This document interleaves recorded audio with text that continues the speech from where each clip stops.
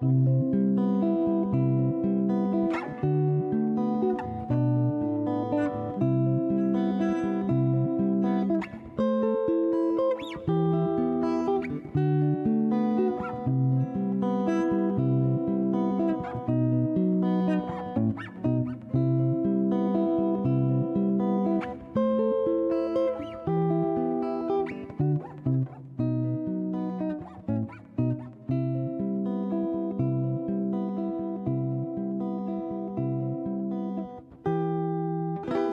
I'm Rev.Jessie Brandon, and you're watching Epiphanies. Now, I'm a life cycle celebrant and an ordained spiritual minister, and I have the joy of bringing together my two greatest loves, people and books. So today I have with me Daniela Chase. She is an empowered living coach, and her bio is Daniela specializes in working with families of transgender and non-binary kids because of the profound impact of her own transgender, non-binary child's coming out journey and what she's learned along the way about courage, vulnerability, resilience, and the power of unconditional love. She works with corporate clients, providing education and training on gender diversity, psychological safety, and how to successfully support transgender employees by creating an inclusive environment in the workplace. She's a board-certified master coach and practitioner of neuro-linguistic programming, speaker, trainer, and currently writing her first book. So, Daniela, thank you so much for coming in today. Thank you, Jessie. I'm so happy to be here. Yeah. So we are looking at a book that I think we both just discovered it. Yes. It's called Carefree-It Starts with Open, and it's by Adwynna MacKenzie. And I met her, I'm not sure if you'd met her before, on Sunday at her book signing, and the book her talk grabbed me. So please, why did you choose this book for today? I chose the book, actually, it was a last-minute pivot. I had met Adwynna a year ago in the context of a professional training and was struck by her presence and she just exudes this wisdom and this grace. And so when the opportunity to attend her book signing came up, of course I jumped on it. And you were there.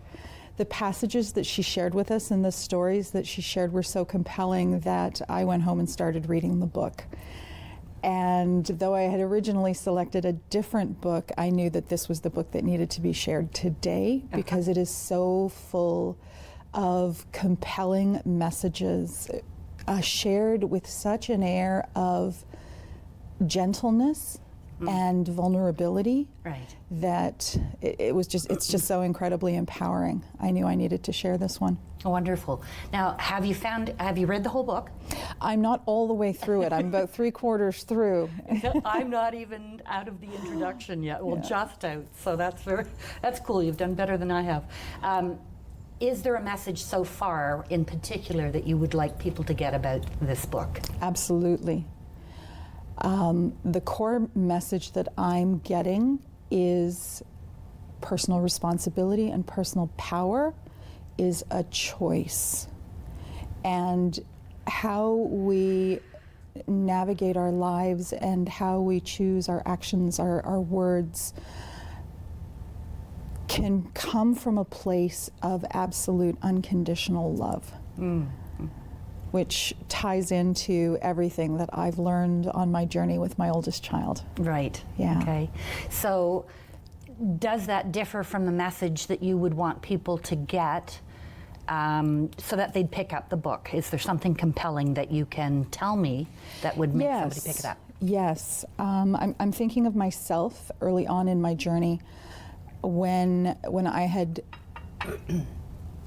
Life has been a spiritual journey for me, as I think it is for all of us. And in early 2017, I had hit my darkest ever night of the soul and came through that experience with an awareness of two things that were life-changing.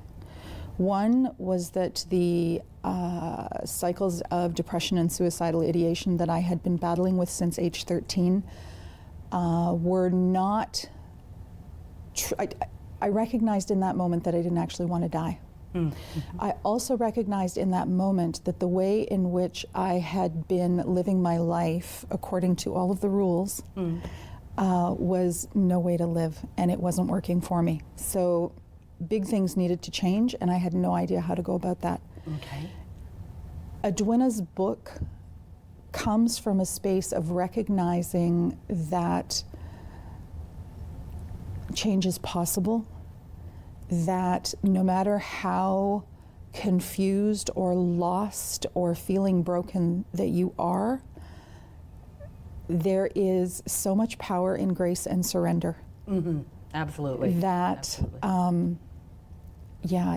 The book is a gift. Yeah. The book is an amazing gift for anyone who is struggling with feelings of hopelessness or is grappling with their own spiritual journey where they've come along so far, and there are still some things that are holding them back, and they know that, and they're not quite sure how to go about releasing those things. Yeah.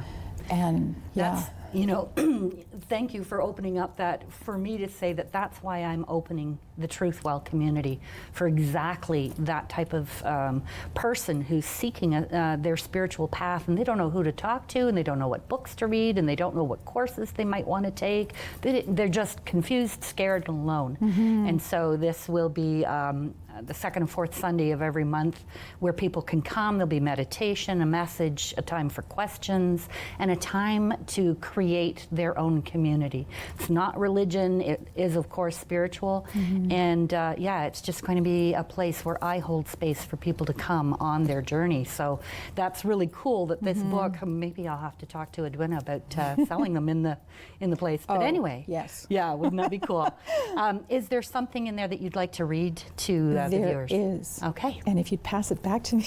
You have yours. Oh, I was looking at yours. Oh my goodness. Yes, we both have them.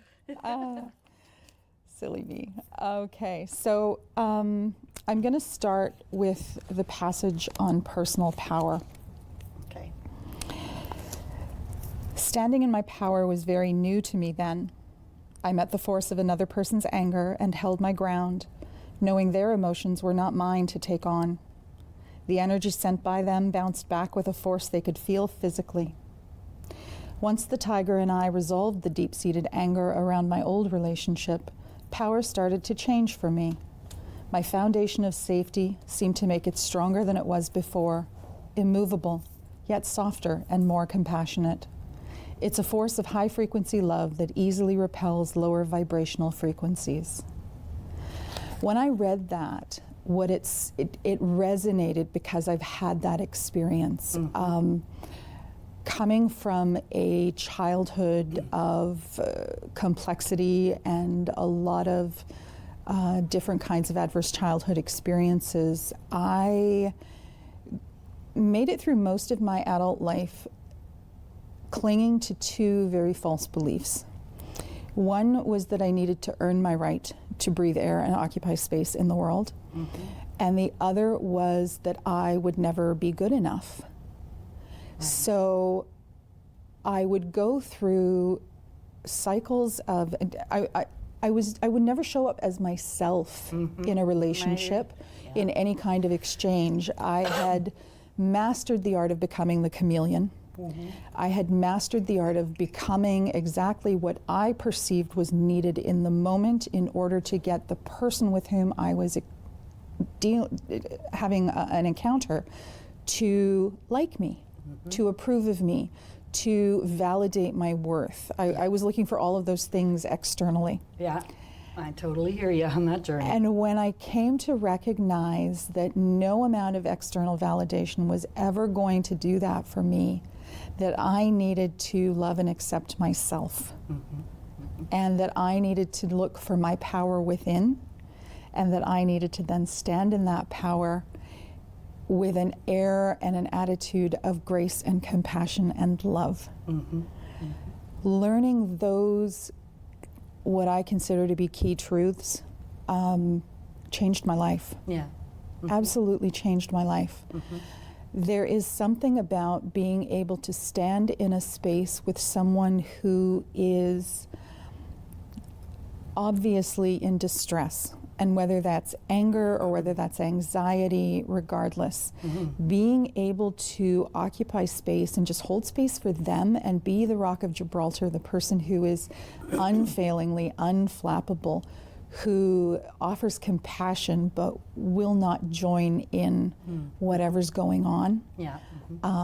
The person who can throw you that lifeline and hold fast.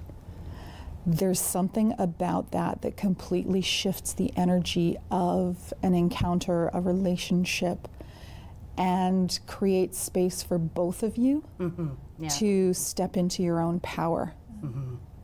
And then, you know, manage life from that space. Yeah, and it's a beautiful place to be. Yes. Yeah. I know I used to be the angry person, and I had no idea because I thought I was justified in my anger, and it was a righteous anger, and you know, things had been done to me, and I wasn't taken anymore, and the complete 180 was just amazing. Yeah. And to come from a place of peace and love. It's just so, you know, you can just take a breath and not, you don't have to worry. You've got your answer. Yeah. You know, come from love. Yeah. And it creates such an air of inner peace. Yes. And I love that you talked about the anger, because there's another passage that I absolutely adore here. Okay. She speaks of resentment. Resentment was ugly to me. After all, how could I resent when I had so much in my life? Yet there it was, staring back at me from the page. All the times other people got love, invitations, promotions, or attention. It didn't matter how good I was, how hard I worked. What I did and who I was just wasn't enough. Resentment feels like a hand squeezing my heart, short of breath, tight in chest, coiled up guts. Ugh. My state of mind is competitive, blaming, overwhelmed, self-pitying, desperate, overly intellectual, lazy, deceptive, sensitive and insensitive, judging, self-important, short-tempered, and self-righteous. Holy, that's a I lot read to- that and I yeah. thought, oh my gosh, how did she crawl into my head? Exactly. That is so who I used to be.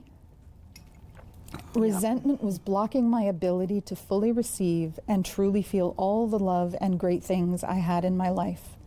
Hiding it was exhausting, and so was continually trying to be what I thought others wanted me to be. My early childhood had conditioned me into a perpetual state of stress from constantly monitoring the environment around me for danger. As I discovered in Carefree, this is a condition called hypervigilance, which is a state of increased alertness, often associated with post-traumatic stress disorder. And that struck me for two reasons. It struck me, first of all, because that was my lived experience. That was who I was. It's who I used to be. And it's a very uncomfortable, defensive place to live life from. I know, it made me sick. Yeah. So, you know. And it also struck me because I think it's very common as a part of the human journey, you know, part of the human experience. And I think far many of us than we even realize are in that space or have been in that space where the sum total of life's disappointments and injuries have left us so wounded and confused. And resentful. And it's really easy to get stuck in that space where you begin to experience yourself as a victim, right? Yes. And in experiencing yourself as a victim, effectively, you are divested of all of your power. And in one of the biggest parts of my journey, and I met Jessie Morrison very early in my journey, and in fact, when I first saw her, I had no idea who she was, and audibly there was a voice that said, you need to work with her, she's the real deal. And it was Jessie who shared with me the Neale Donald Walsh's The Little Soul. Oh, yes. I love Neale Donald Walsh. His books are the yes. ones that I would do if I was being interviewed. So. Yeah. Well, hey, we can flip the table anytime. But I read that story and encountered the notion that all of the challenges that I've experienced in my life were not things that were done to me, they were actually events that happened for me. And it was such a watershed moment, recognizing that when I look at my experiences and I choose, instead of staying stuck in the disappointment, the confusion, the resentment, the loss, and instead start looking for the gifts. What was the gift of this experience? What did I learn from this? Yeah. Instead of reliving the trauma, what did I learn from this that will prove to be of value going forward for myself and for other people, should I choose to share it? Right. Should it be appropriate to share? Right. That's where my personal power was born. And incrementally, I called it back to myself. Yes, absolutely. And of course, it's the relating or the relaying of the traumas, the challenges, and the tribulations that we face in our life that actually re-victimize you over and over again, and they embed them in your very body. And you don't even realize that you're doing yourself emotional, psychic, spiritual, and physical damage. Absolutely. By constantly relating these stories. Yes. Because in fact, they are, as the Chinese word for crisis, flip it and it means on opportunity. They are opportunities that when you look at them, you learn so much about yourself and how you could have responded better. And of course, having said that, what I found is I could see where the opportunity came again and again when I didn't get the lesson. And when I finally got it, it was just amazing. And I remember the day that I was driving to a speaking engagement and I was trying to think of what part of my story I actually wanted to tell anymore. And I thought, I was listing them in my head, and oh, that was a blessing. Oh, that was a blessing. I was laughing and tears running down my face as I was driving, because it was just so amazing to realize that That's beautiful. every single moment that had happened to me was for me and was a blessing. And in shifting our perception of the experience, we change our experience of the experience. Yes, absolutely. Right? Yeah. And all of a sudden, every single piece of my life is a reason to be joyful. Yes. Right? Yes. And who'd want to leave now, right? Yeah. Yeah. And that doesn't mean that I live in a world where there aren't challenges. Challenges continue. I'm finding the lessons and the gifts a lot faster these days, which makes life so, I move through life with ease and grace because I'm not getting stuck in the suffering. Right. You know? Right. And I was going to say, you mentioned depression and suicidal ideation. I was the same from about that same age, 13 and up. And there would be weeks when I could barely lift my head off a pillow. I had so many sick leaves in my early 20s because I didn't know what was happening to me, but I just couldn't go out in the world. And it's absolutely true that Thomas More's Dark Night of the Soul is what helped me to see that everything that was coming up and making me depressed were actually things that I could look at and decide how I could do them differently, and stop hating on myself for the way I'd behaved, because when you know better, you do better. But you cope with what you have in the moment. And so you have to change what you have. You have to open the gates and start looking for more things. And I think one of the pieces that I really love to share with people is a piece of neuroscience that I was not aware of. And that is that the neurons that fire, that create the emotions we experience, there's a thought behind that emotion, right? And the emotion itself, the entire process lasts around 15 seconds. So when you initially have a thought that triggers an emotion, that initial firing is over in 15 seconds. And the only reason you're going to continue to feel that way is because you're running the story over and over and over again in your head. You're choosing to rerun that experience. Yeah, so there's the science that proves the belief. So if you have the thought and it triggers the emotion, and you can take a step back and say, oh, well, isn't that interesting? What was I thinking when I felt that? and go beyond the feeling to what triggered it, and whatever shows up then, give consideration to, is it true? Is it mine? Yeah. And often the answer is no, it's not true. No, it's not mine.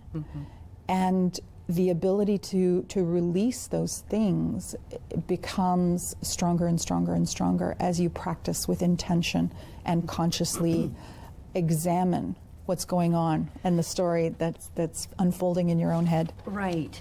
So how has this led to the work you now do? Oh my goodness.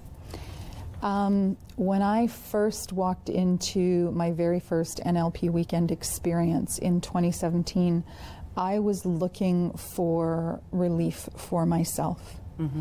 By noon on the first day, I knew that I had found what I'd been looking for, and I signed up for all of the professional trainings. Still very much from a, I need this place. And in moving through those trainings and applying what I learned to my own life, I very quickly recognized that the neuroscience of NLP, the tools and the techniques that we employ have given me so much mastery over myself, personal mastery, that it's allowed me to completely rewrite the story in my own head. In fact, years ago, I got a tattoo of a semicolon on my wrist. And for those not familiar with the Semicolon Project, it basically is a symbol for people who have struggled with suicidal ideation. When I realized I was rewriting my story, rewriting my experience of my experiences, I changed the tattoo on my wrist and built the word rewriting around the semicolon, using the semicolon as the first I. And it's the idea that we live life by the stories we tell ourselves. So if the stories we're telling ourselves are creating a life that isn't working for us, why not rewrite the story? Beautiful. Yeah. Absolutely. And so I want to specifically get into the work that you're doing in with corporate clients, because I think that's really important. Yes, it's an incredibly important conversation to have, particularly in the corporate space. And I think cutting edge organizations are recognizing that the gender binary is a myth. It's a belief system that we were handed when we were very young. We took it on, we ran with it. And we are learning now that gender is actually a spectrum, that masculine and feminine energy is embodied in every single human being, and that people who are gender non-conforming, as in they don't subscribe to the I am either male or female, are individuals who recognize that they embody both masculine and feminine, and that they move along the space between and give expression to themselves in whatever way is reflective of how they see themselves and how they wish to show up in any given moment. And I think there's a real beauty in that, because it gives human beings permission to own all of themselves. And coming at it from the space of the binary, we've taken permission. We basically said to men, okay, here's how you should be. And we've said to women, here's how you should be. Completely ignoring the fact that men also have feminine energy and women also have masculine energy, and we are all capable of so much more. In the corporate sector, creating psychologically safe workspaces is becoming very, very important. Legislation has come down the pike, and even for employers who are recognizing that they need to deliver some kind of programming just to tick the did what I need to do boxes, I want to move the conversation into a space where they begin to see that with gender diversity and inclusivity training, you are benefiting your entire team. You're creating a psychologically safe space for everyone. You're putting yourself in a position where you know that you are going to be able to attract and retain the best talent out there from the widest possible pool of talent. Right? Yes. You are going to be able to improve your bottom line because the cost of mental health absenteeism is going to reduce. And just creating an environment where everyone present has the opportunity to show up authentically and share the best of themselves without having to worry about any kind of backlash or microaggressions or overt aggressions that come from a place of someone else not understanding and therefore having a fearful response that sometimes manifests as aggression. Right. Right? As a cisgendered hetero white woman, I am a winner of the genetic lottery. I have a platform just by virtue of how I happen to be in the world. And in exercising, taking that platform and exercising my voice from it to create space in the world for people like my oldest child, who is transgender, non-binary, and who doesn't have the privilege of sharing that same platform with me. I can't imagine a better way to share my talents and my gifts and my love with the world. Yeah, that's absolutely amazing. I love that you're doing this work. I didn't realize that how fully into it you had gone, so I'm really impressed, and I look forward to hearing more about it. Thank you. And I really thank you for being here today. It's Daniela Chase. She is the Empowered Living Coach, and she brought to us today Carefree. It Starts with Open by Adwynna MacKenzie. I had the honor of meeting Adwynna as well, and she is just amazing. I mean, maybe we should get her to come here for a talk. Yes. That would be so wonderful. So thank you for joining me here today on Epiphanies. I'm Rev.Jessie Brandon, and I'm delighted that you dropped by, and I hope to see you again soon. Thanks so much.